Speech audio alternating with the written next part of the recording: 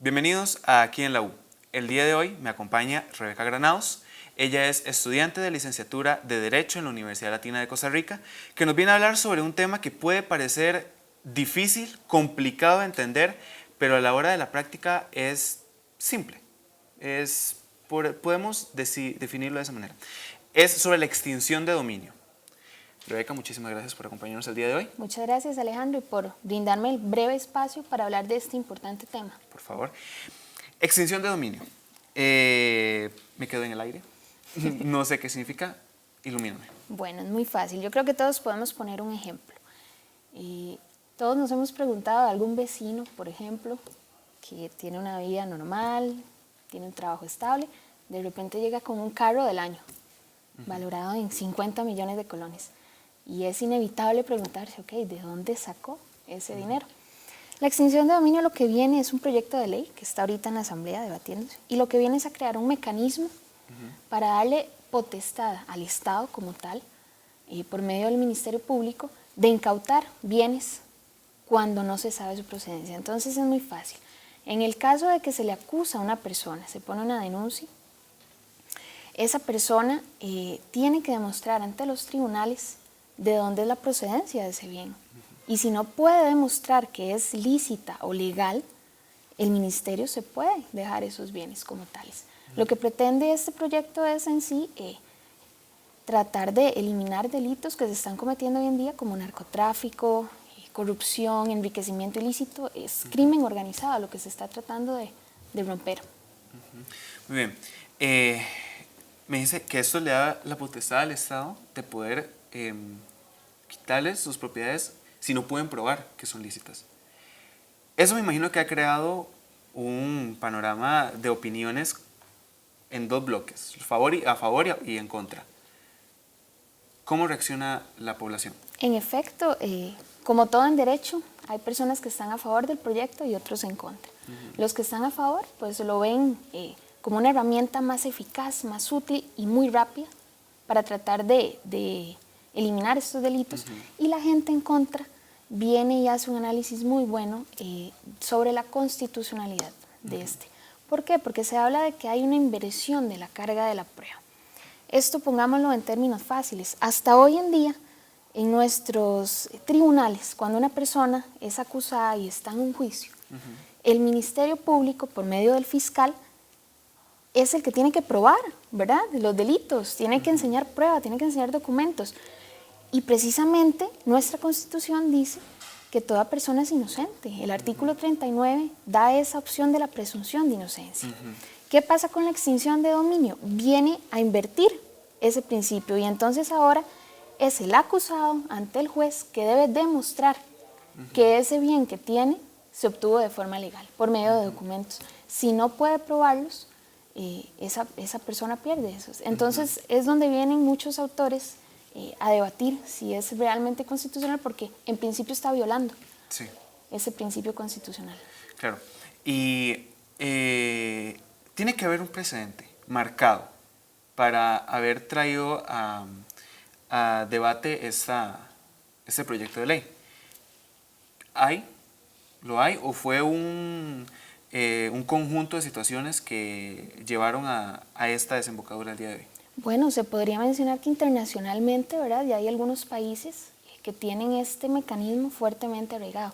Estados Unidos, Colombia, sabemos mucho la historia de cómo tuvo que combatir el narcotráfico y ha dado efectos positivos. Entonces sí hay precedentes internacionales. En cuestión de nuestro país como tal, por eso es que ha causado tanto revuelo, porque no había un mecanismo como tal tan eficaz y rápido para poder combatir el crimen organizado, que ha dado mucho, ¿verdad?, para debatir. Quiero hacerte una consulta. Yo como ciudadano puedo decir, mi vecino está sin trabajo, pero como dijiste, tiene un auto del año. ¿Puedo perfectamente ir a interponer la denuncia? En efecto. ¿Y procede? En principio, es muy interesante porque el proyecto de ley dice que va específicamente contra el crimen organizado, ¿verdad?, contra esos delitos grandes, y que no pretende atacar a la gente honrada. Así lo menciona el texto. Sin embargo, pues sabemos, como vemos todos los días en las noticias, que muchas veces tenemos vecinos y no sabemos a qué se dedican. Y muchos se dedican al narcotráfico y tienen drogas. Entonces sí procedería en ese caso. Sí procedería. Y me comentabas que hay un tema actual que está sucediendo que tiene que ver con este tema de extinción de dominio. ¿Podrías comentarme? Hace como semana y media en la asamblea se presentó un texto sustitutivo. Entonces ya no es el texto original que se había presentado hace unos años, se le hicieron cambios.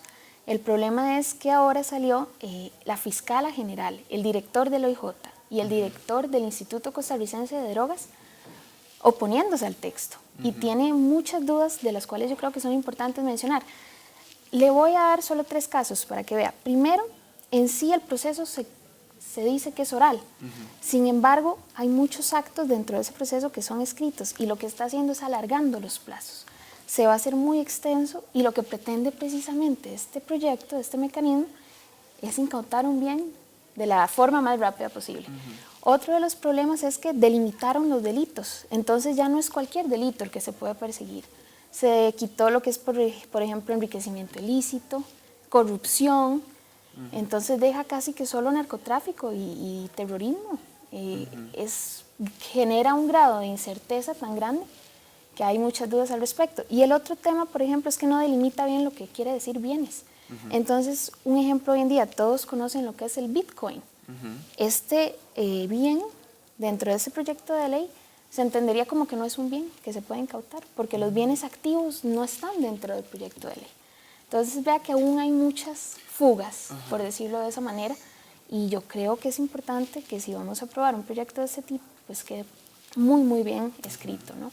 Sí, que tenga una fundamentación correcta. En efecto, y sobre todo si nos vamos a hacer llamar un Estado de derecho y social, no sé si le puedo mencionar, Alejandro, es importante, la organización no gubernamental que se llama Transparencia Internacional, todos los años saca una lista de los países y nosotros estamos en el puesto 38. A mi juicio, no es un dato para ponerse alegres. Por supuesto que no. Somos un país que tiene una democracia estable, una garantía de derechos y este número no es para alegrarse. Entonces hay que buscar medidas alternativas que sean más eficaces y que vengan a solucionar los problemas que estamos enfrentando hoy en día y que vemos todos los días en la televisión nacional. Sí, porque hay muchas situaciones que se encuentran en las sombras, que no sabemos qué sucede, y porque pudieron haber salido escándalos, que ya de todos, como población tica sabemos a qué nos referimos, pero hay demasiadas cosas que están escondidas en las sombras. En efecto. Que pueden salir a la luz gracias a este proceso. En efecto, hoy en día venía con mi mamá de camino y me dijo algo muy, muy cierto que me recordó a este proyecto y me dijo, qué raro, esa tienda no voy a decir de qué se trata, pero esa tienda local comercial todo el año pasa vacía. Nunca he visto ni un solo carro, nunca he visto ni una sola persona estar en el lugar y comprar algo. Y es precisamente esto lo que se viene a regular. Sí, también entra, por ejemplo, estos nuevos que vemos ahora en toda esquina, que es, por ejemplo, los negocios que tienen como dirigente un chino, que decimos, está vacío. ¿Qué sucede aquí? Pues muchísimas gracias, Rebeca. A Es un usted placer gracias, tenerte con nosotros. Ella fue Rebeca Granados, estudiante de la licenciatura de Derecho de la Universidad Latina de Costa Rica, que nos vino a hablar sobre extinción de dominio aquí en la U.